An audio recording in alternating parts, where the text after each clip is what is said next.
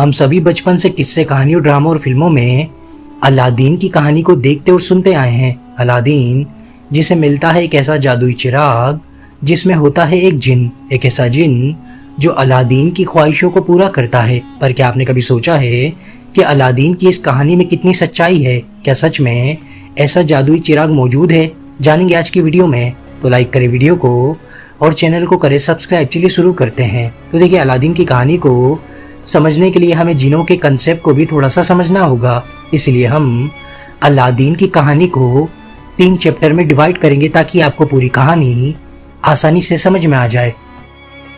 Chapter 1, क्या जिन सच में होते हैं?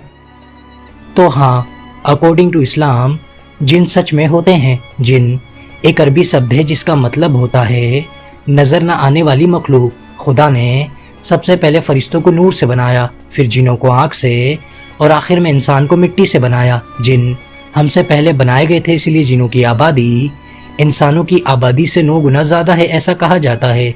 और बिल्कुल इंसानों की तरह ही जिन भी अलग अलग कबीले, मजहब और नस्लों में बटे हुए हैं, और नस्ल के हिसाब से ही हर जिन के पास अलग अलग पावर होती है, जैसे कि हवा में उड़ना, रूप बदलना और गायब होना एक्सेट्रा।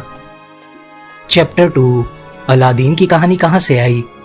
तो देखिए, अलादीन और उसकी जादुई चिराग की कहानी का सबसे पहला जिक्र 1001 नाइट्स नाम की एक बुक में किया गया था। उस किताब में जादुई कहानियां मौजूद थी जो सारी मिडल ईस्ट के ऊपर बेस्ड थी। उस टाइम में तो ये किताब ज़्यादा मशहूर नहीं थी, मगर फिर 18वीं शताब्दी के शुरुआत में फ्रांस में रहने वाला एक शख्स जिसका नाम एंटोइन था, उसने इस किताब को फ्रेंच भाषा में ट्रांसलेट किया और देखते ही देखते ये किताब पूरी दुनिया में मशहूर हो गई। मगर ये बात बहुत कम ही लोग जानते हैं कि ओरिजिनली अलादीन की कहानी इस किताब में मौजूद ही नहीं थी, बल्कि एंटोइन ने अलादीन की कहानी को इस किताब में डाला था। एंटोइन के मुताबिक उसने अलादीन के चिराग की कहानी एक लड़के से सुनी थी जिसका नाम हाना दयाब था। हाना सीरिया में रहने वाला 20 साल का एक ऐसा लड़का था जिसका काम था किस्से कहानियां सुनाना, और उसके मुंह से ही एंटोइन ने अलादीन की कहानी को सुना था।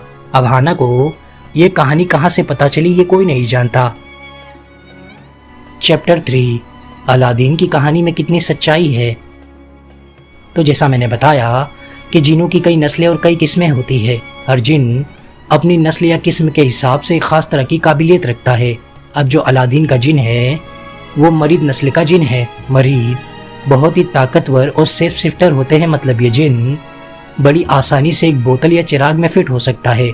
लेकिन ये जिन इतना भी अच्छा नहीं होता जैसा इसे फिल्मों में दिखाया जाता है। ये जिन इंसान की कोई भी ख्वाहिश पूरी करने की ताकत तो रखता है, मगर ये कुछ भी ऐसे ही नहीं देता। ये कुछ लेकर ही इंसान को कुछ देता है। ये इंसान की एक ख्वाहिश के बदले उससे कुछ ना कुछ मांगता है, जैसे कि उसका ईमान या फिर उसकी एक औलाद। अब ऐसा नहीं है कि सारे मरीद ही बुरे होते हैं, मगर ये ज़्यादातर बुरे ही होते हैं और इंसान को नुकसान पहुंचाने का कोई भी मौका हाथ से जाने नहीं देते। मैं ऐसा इसलिए कह रहा हूँ क्योंकि जब भी कोई जादूगर किसी इंसान को नुकसान पहुंचाने के लिए उस पर काला जादू करता है तो मरीद ही उस जादूगर की मदद करता है। बदले में जादूगर मरीद को किसी न किसी जानवर की बलि देता है।